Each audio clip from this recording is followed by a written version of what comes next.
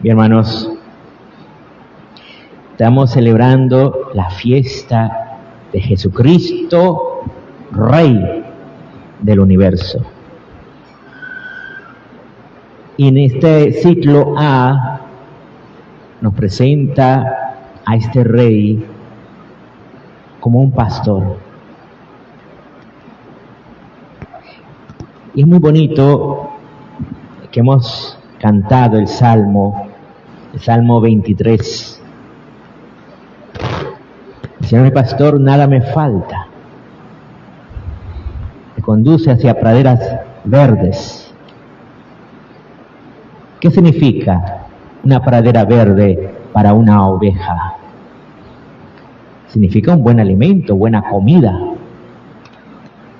La palabra pastor precisamente viene de pasto, que es el que lleva a las ovejas a donde está el pasto, a donde está la comida.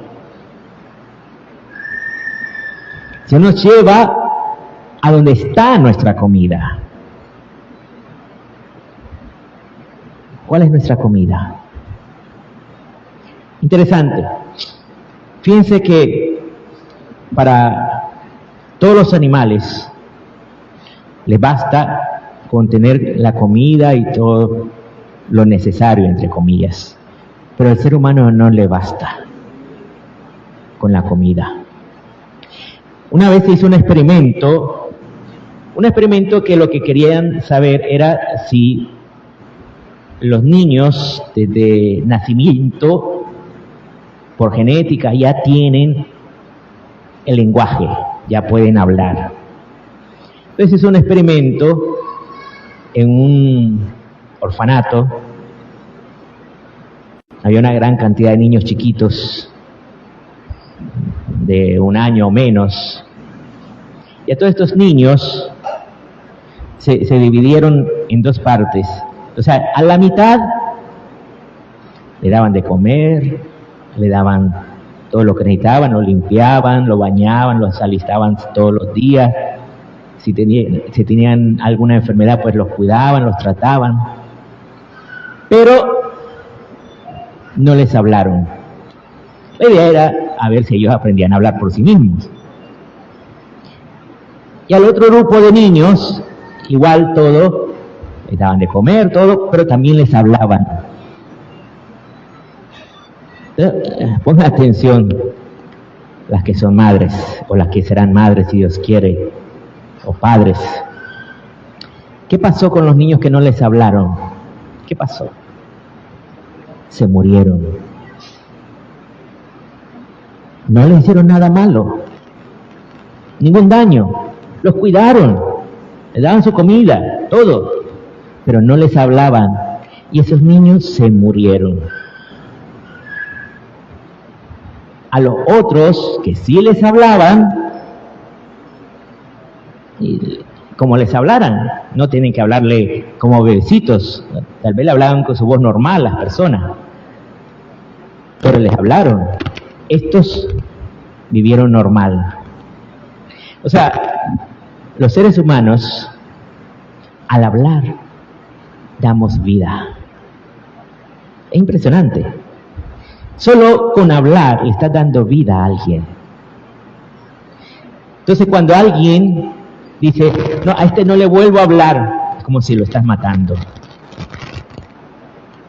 Lo estás matando. Dios nos ha hablado y nos da la vida.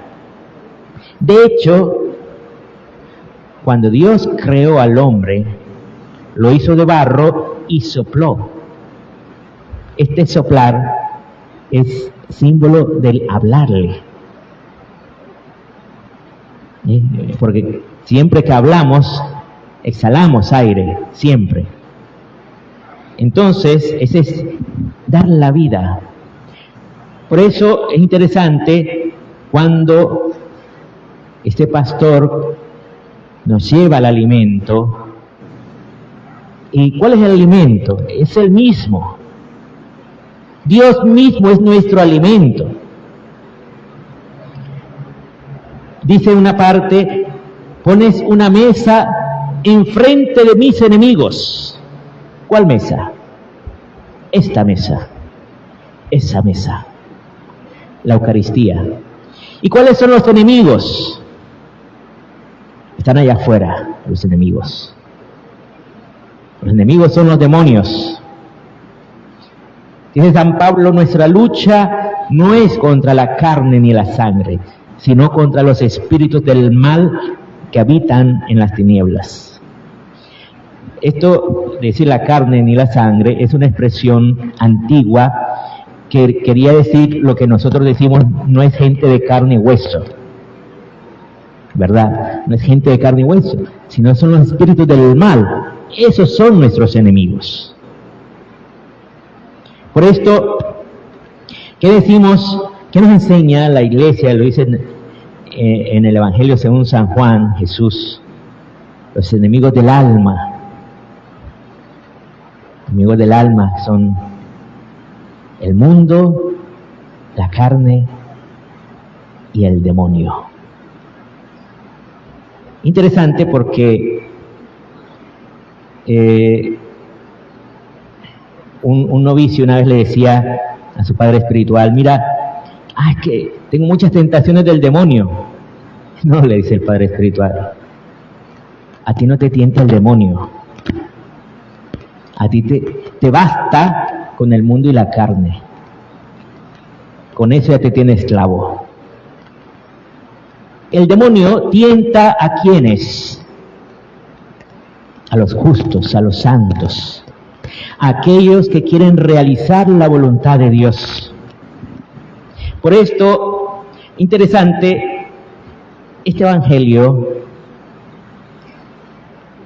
dice mucho más de lo que nosotros vemos. Mucha gente solo se queda en que sí, hay que ayudar a los pobres, hay que ser bueno con los necesitados, y es verdad. Las obras de caridad, las obras de misericordia, eso es verdad. Pero no es eso lo que está diciendo sobre el juicio. Cuando dice que viene el Hijo del Hombre con todos los ángeles, se sienta en su trono de gloria, y ante él son puestas todas las naciones. ¿Cuáles son estas naciones? No creamos que en aquella época se pensaba como hoy, donde todas las naciones son, por ejemplo, Nicaragua, Costa Rica, Estados Unidos, Europa, lo que sea. No es a eso lo que se refiere. Es otro sentido.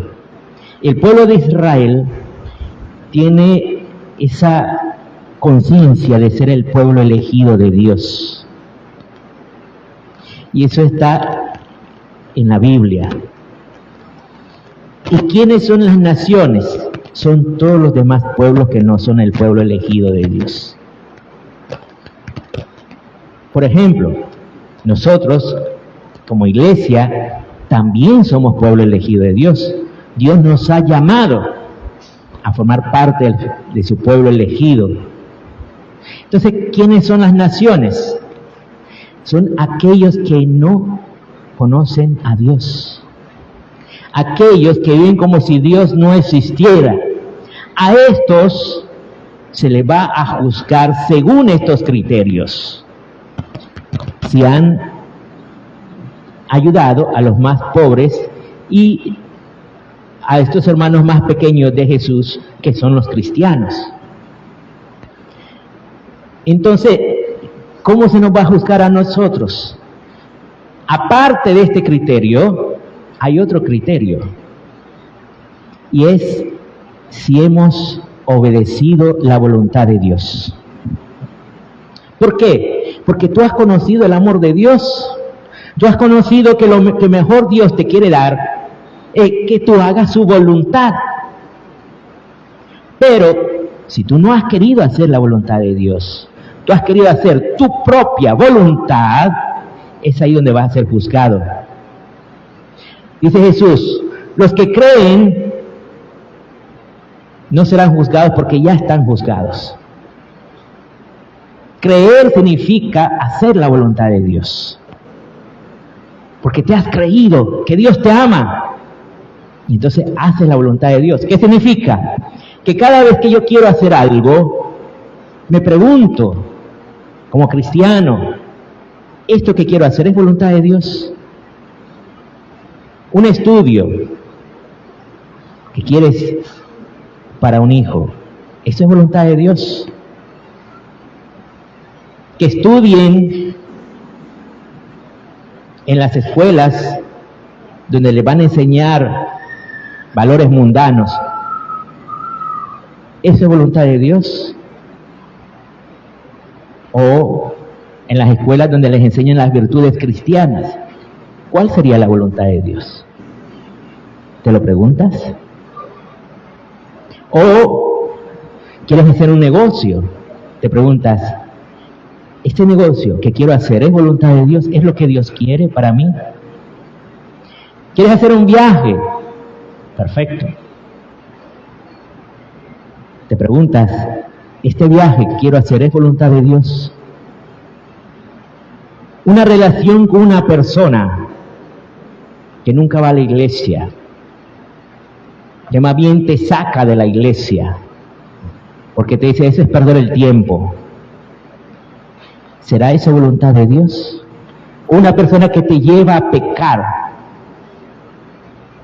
que te lleva al odio, que te lleva al rencor, que te lleva a vivir en la fornicación o en el adulterio. ¿Será eso voluntad de Dios? O sea, a los que no conocen a Dios se les juzgará según esos criterios de las obras de caridad. Pero a nosotros se nos va a preguntar si hemos querido hacer la voluntad de Dios o no. ¿Por qué? Porque Dios nos ha llevado a conocer para que podamos alabarle por el honor de su nombre, dice el Salmo. Yo les invito a que lo lean después, por el honor de su nombre. ¿Cuál es el nombre de Dios?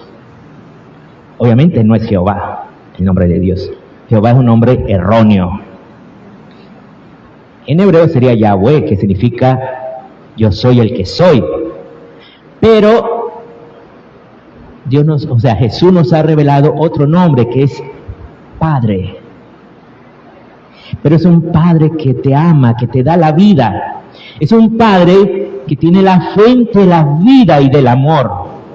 Y te la da, te la entrega, si tú la quieres. Esa fuente de la vida y del amor es el mismo. Que se nos entreguen los sacramentos, en la Eucaristía, en la comunión, en el bautismo, en la confirmación, en cada uno de los sacramentos. Dios mismo se nos entrega. Él es la fuente de la vida y del amor. Pero cuando tú tienes la fuente de la vida y del amor, tú vas más allá de las obras de caridad. Tú vas queriendo siempre hacer la voluntad de Dios. Por eso, en el Padre Nuestro, ¿qué decimos? ¿Se acuerdan qué decimos el Padre Nuestro? Padre Nuestro, digamos todos, Padre Nuestro que estás en el cielo, santificado sea tu nombre. Ahí, santificado sea tu nombre. ¿Tú crees que tú y yo podemos santificar el nombre de Dios? Nosotros no lo vamos a santificar, ya es santo. ¿Cómo puedes hacer santo lo que ya es santo? Entonces, ¿qué quiere decir el Padre Nuestro? Con decir santificado sea tu nombre. Es que se muestre la santidad del nombre de Dios en ti, en mí. Que se note esa santidad de Dios en tu vida. Y claro, todos diríamos, que yo soy pecador, ¿cómo voy a hacer? Pues sí, todos somos pecadores, todos somos débiles, todos somos frágiles. Nadie puede decir, es que yo soy el peor pecador del universo, el más débil del universo. No, todos somos igualitos de débiles. Pero todos podemos mostrar la santidad del nombre de Dios. ¿Dónde está la santidad del nombre de Dios? En que Él te perdona, en que Él te ama, en que Él está haciendo una historia de salvación contigo. Ahí está la santidad de Dios. Por eso, como yo he experimentado ese amor de Dios, entonces ahora digo, hágase tu voluntad. ¿Cómo sigue? En la tierra como en el cielo. En el cielo estamos aquí, en la iglesia, degustando el cielo, saboreando el cielo. Pero cuando vas a tu casa, cuando vas a tu realidad de cada día, es la tierra. Hágase tu voluntad en la tierra como en el cielo. En tu vida real de cada día, ahí vas a mostrar, le pides a Dios que te dé mostrar hacer la voluntad de Dios también, que te conceda poder hacer su voluntad. Por eso, hermanos, pidámosle al Señor que contemplando ese amor tan maravilloso que Él nos da, anhelemos realizar su voluntad, anhelemos vivir en ese amor de Dios. Así sea.